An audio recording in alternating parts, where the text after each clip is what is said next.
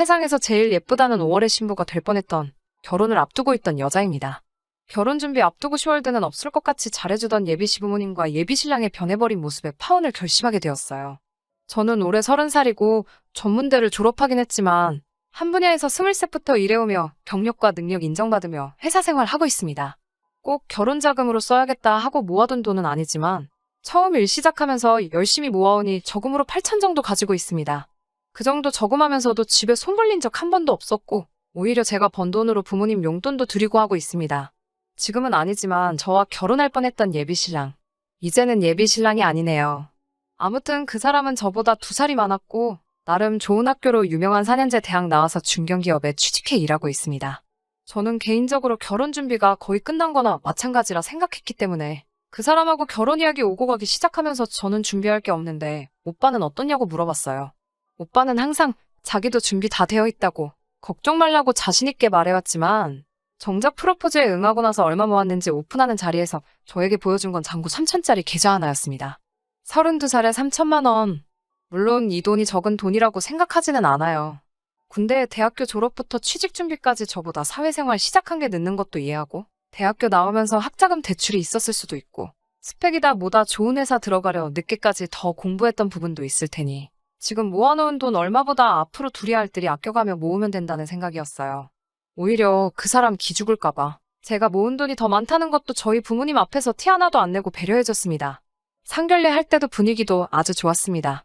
결혼식은 서로 간소하게 하자고 하시며 둘이 사랑해서 결혼하는 거니 부모님들은 뒤에서 믿어주고 간섭하지 말고 응원해주는 게 맞지 않겠냐고 예비시댁 쪽에서 먼저 말해주셨어요. 저희 부모님도 그 말이 맞다고 하시면서 상견례도 별 문제 없이 끝났습니다.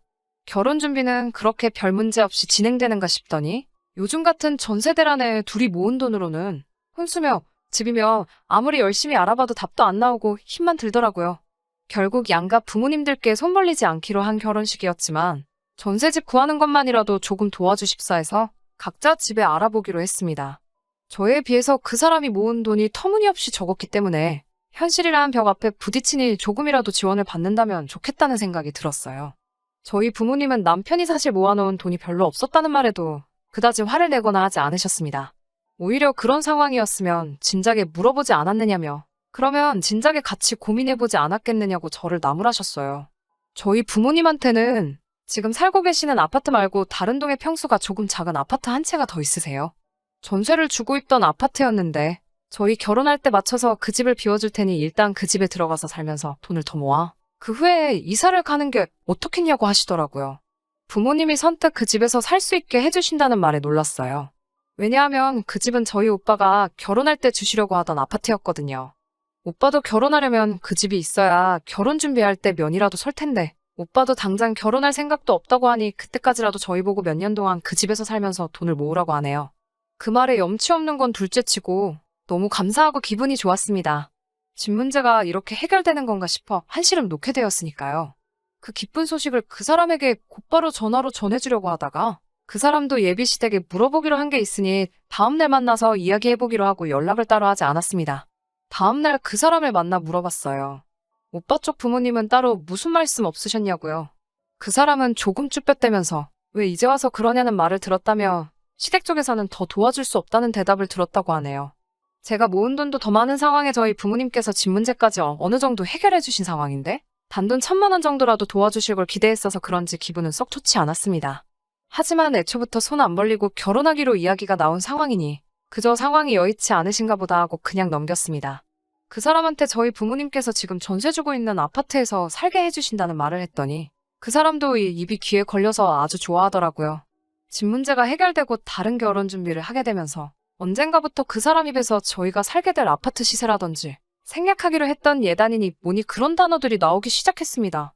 무슨 소리 하는 거냐 되묻는 저희 말에 그냥 궁금해서 물어봤다는 식으로 말끝을 흐려서 별일 없을 줄 알았는데 그때 확실하게 이야기를 해둘 걸 그랬네요.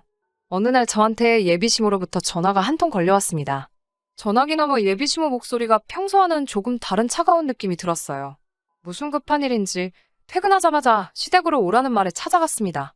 그 사람 집에 저희 집과는 완전 반대 방향이어서 1시간이나 걸리는 거리를 지하철을 타고 갔어야 했어요.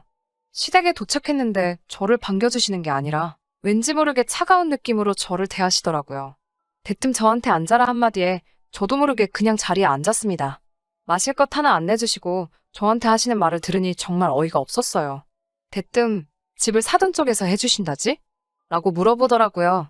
솔직히 집을 해주시는 건 아니었지만 오빠가 결혼할 때까지 그 집에서 저희가 살게 된 거였으니 맞다고 네라고 대답했어요. 제 대답을 듣고 저에게 이어서 하시는 말이 결혼하면 원래 시댁 쪽으로 와서 살아야 되는 건데 이야기 들어보니 사돈어른 살고 계시는 같은 아파트라며? 라고 물어보시더군요.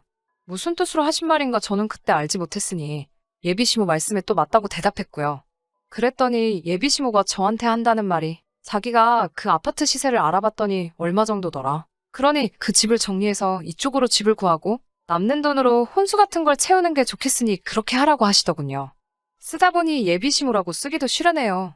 아무튼 그 사람의 엄마가 저한테 하는 말에 저는 그런 게 아니라고. 그 집은 저희 부모님이 오빠 결혼할 때 주기로 한 집이고 저희는 지금 상황에 집 구하는 게 여의치 않으니 집을 구할 때까지 그 집에 들어가 사는 거라고. 그러니 그 집을 팔아서 새 집을 구할 수는 없다고 설명을 드렸어요.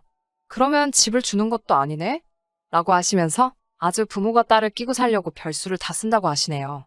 집을 해결해주신 저희 부모님께 고마워해도 모자랄 판에 지금 우리 아들을 대릴 사위로 데려가려는 거냐 하는 말도 안 되는 소리를 듣고 있자니 열이 받아서 그 자리에서 그 사람 엄마가 하는 소리 더 듣고 싶지 않아 그냥 자리를 박차고 일어나 아무 말도 하지 않고 밖으로 나왔습니다.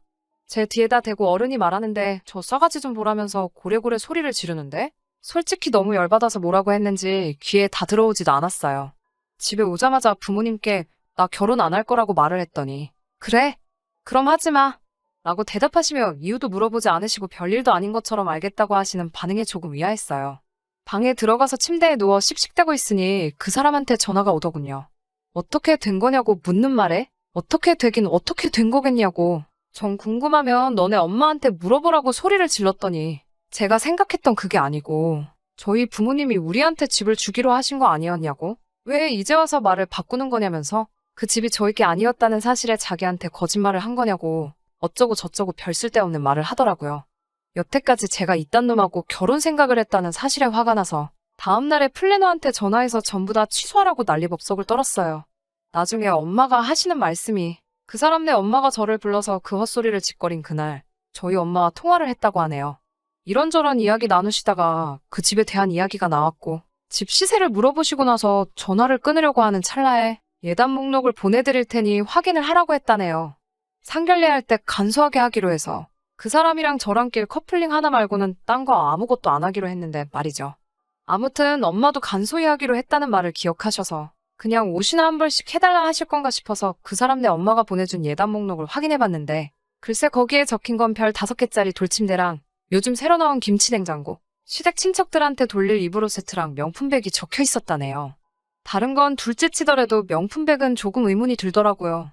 결혼 전에 연애하면서 그 사람 엄마를 몇 번이나 만나본 자리에서도 명품백 같은 건 가져나온 적 한 번도 없었고 관심도 없어 보였는데 정확하게 브랜드랑 모델 이름에 색상까지 적혀있는 꼬라지를 보니 그 사람한테 결혼한 누나가 한 명 있다는 게 문득 생각이 나더군요. 결혼 준비하면서 한 번 만나본 게 전부인데 그 명품백이 누구한테 갈 건지는 안 봐도 뻔한 생각이 들었어요. 엄마는 그 상황에서 이 사실을 저한테 말하면 제가 결혼 안 하겠다 소리할 것 같아서 아무 말도 안 하고 계셨던 거고 그날 그 사람 엄마 만나고 제가 결혼 안 한다고 한 날에 그 집에서 집 이야기가 아니라 엄마가 받은 예단 목록 이야기를 듣고 제가 결혼 안 한다고 한 건 줄 알았다고 하시네요. 그래서 엄마랑 이말저말 나누던 끝에 그 사람 쪽에서 집을 팔아서 시댁 근처에 신혼집을 구하란 말을 했다고 했더니 엄마도 그 집 사람들 아주 상종 못할 사람들이라면서 그럴 일은 절대 없을 거라고 딱 잘라 말하셨어요. 청첩장 돌리기 전에 파혼하게 돼서 그거 하나만큼은 정말 다행이라고 생각하는데 아무리 생각해봐도 도무지 분이 풀리지가 않네요. 어떻게 한 방 먹여줄 방법이 없을까요? 후기입니다. 사연 보내드리고 바로 며칠 뒤에 그 사람한테 미안하다고 한 번만 만나자고 연락이 왔어요. 2번 다시 상종할 생각 없었는데 자꾸 얼굴 보고 이야기하자는 말에 무슨 소리 하려는가 한번 드러나 보려고 약속을 잡았어요. 혹시 모를 상황을 대비해서 저희 오빠한테 같이 가달라고 부탁을 했어요. 약속한 장소에 나가니 카페 통유리 너머로 그 사람하고 누군가 한 명이 더 있는 게 보이더라고요. 가까이 가서 자세히 들여다보니 그 자리에 지네 엄마를 데리고 왔더라고요. 뭔 생각으로 지네 엄마까지 데려왔나 싶어서 그 자리에서 카페로 바로 들어가지 않고 전화를 걸었어요. 전화로 혼자 올 것이지 왜 엄마랑 같이 나왔냐고 하니까 그 사람 엄마가 저한테 사과를 하러 왔다고 하네요. 자기가 엄마한테 쓴소리하고 아들 혼사길 막을 셈이냐고 단단히 한마디 했다고 지네 엄마가 진짜 저한테 사과하러 같이 나오신 거라고 하는 말을 하는데도 저는 볼일 없다고 그냥 갈 거라고 쏘아붙였어요. 그 사람이 유리창 밖으로 저를 봤는지 그 길로 손살같이 튀어나와서 저한테 미안하다고 사과하면서 다시는 이런 일 없을 거라고 제가 하라는 대로 다 하겠다고 용서해달라고 비는데 또 그렇게 비는 모습을 보니 눈물이 찔끔 나더라고요. 제가 왜 그랬나 싶네요. 그렇게까지 비는 모습을 보니 여태 만나온 정 때문에 그랬나? 마음이 좀 흔들렸나 봐요. 결국 그 사람하고 같이 카페 안으로 들어가게 되었어요. 하지만 그 사람 엄마를 보니 별로 이야기하고 싶지도 않아서 인사도 안 하고 자리에 앉았어요. 예비 시모가 그 사람 보고 자리 좀 비켜달라고 하는데 그 사람이 싫다고 그냥 자기 있는 데서 말하라 하는데도 너 있으면 사과 안 할 거라고 막무가내로 우기더군요. 그때까지만 해도 아들 보는 앞에서 며느리 될 여자한테 사과하려니 자존심이 상하나 보다 싶었습니다. 그 사람이 자리 비우자마자 시모가 입을 여는데 왜 결혼을 안 한다는 거냐고 말하며 제가 뭐가 잘나서 늙은 사람 여기까지 오게 만드냐고 집 해온다고 지금 유세 부리는 거냐고 하더라고요. 집 때문에 우리 아들 그 집에서 당할 대우 생각해보면 제가 집 같은 거 해올 필요 없으니 시댁집 들어와서 살고 시모가 저희 엄마한테 보내준 예단에다가 시댁 혼수를 다 해오라고 하더라고요. 카페 들어오는 내내 그래도 어른인데 저한테 미안하다 사과해오면 어떻게 대답해야 하는가 생각해뒀던 멘트 하나 생각나지를 않고 불과 몇 분 전까지만 해도 남자친구 사과에 마음이 흔들렸던 제가 다 바보 같더라고요. 지금 뭔가 착각하신 모양인데 이 자리채가 다시 잘해보겠다고 나온 것도 아니고 거지 같은 집구석하고 더 이상 얽히기 싫어서 확실히 하려고 나온 자리예요. 꼴의 아침 드라마는 챙겨봤는지 거지 같은 집구석이라는 말에 시모 얼굴이 벌개져서는 마시고 있던 커피를 저한테 던지더라고요. 저도 아끼는 옷에 커피까지 뒤집었으니 눈앞에 보이는 게 없어졌어요. 내 돈 주고 결혼해서 종으로 들어갈 일 있냐고 좋은 대학 나오고 중견기업 다닌다고 아들이 무슨 장원급제라도 하신 줄 착각하시나 본데 아줌마네 아들 정도 되는 사람 밖에 널리고 지천에 깔렸다고 여자 쪽에서 이만큼 해주면 고맙다고 하고 아들 앞길 행복하기를 바라야지. 그 와중에도 그 집 거지 같은 가구며 가정까지 바꿔가면서 시댁 식모살이 시킬 생각을 하신다니? 염치가 없어도 너무 없는 거 아니냐고. 그 집구석에 앞으로 시집갈 여자 생각을 하면 가만히 있다가도 목이 막혀서 물도 안 넘어간다고. 너네끼리 앞으로도 잘 먹고 잘 살라고 하고 자리를 박차고 나왔어요. 멀리서 지켜보던 그 사람도 제가 커피 뒤집어 쓰는 걸 보고 지네 엄마한테 지금 뭐 하는 거냐며 쫓아 뛰어왔는데 밖에서 상황을 지켜보던 저희 오빠가 들어와서 그놈한테 그렇게 살지 말라고 한 번만 더 제 눈앞에 띄는 날만 생기면 재미없을 줄 알라고 한마디 하고 저를 데리고 나왔어요. 솔직히 그 상황에 너무 흥분해서 시모한테 무슨 이야기 했는지 잘 기억이 안 나지만 할 말은 대충 다 한 것 같아요. 그래도 아쉬움이 남는 게 시간을 돌릴 수 있다면 딱 시모가 커피 저한테 집어던지는 순간으로 돌아가고 싶네요. 시모 뒷목 잡을 때까지 한마디 한마디 또박또박 말해줄 수 있을 것 같아서 말이에요. 아무튼 그렇게 저는 거지근성 시댁하고 확실하게 연을 끊게 되었습니다. 이혼녀 되는 것보다는 그 전에 파혼한 게 참 다행이다 싶어요. 청첩장 돌리기 전에 이렇게 된 거 진짜 제가 열심히 살아와서 하늘이 도와준 건가 싶습니다. 긴 사연에다가 고구마가 100개 정도 있는 것 같은데 끝까지 들어주셔서 너무 감사합니다. 이제라도 더 늦기 전에 정신 건강하고 제대로 된 남자 만나서 행복한 가정 꾸리고 살고 싶네요. 그러면 사연 끝까지 들어주신 모든 분들 오늘도 좋은 하루 되세요.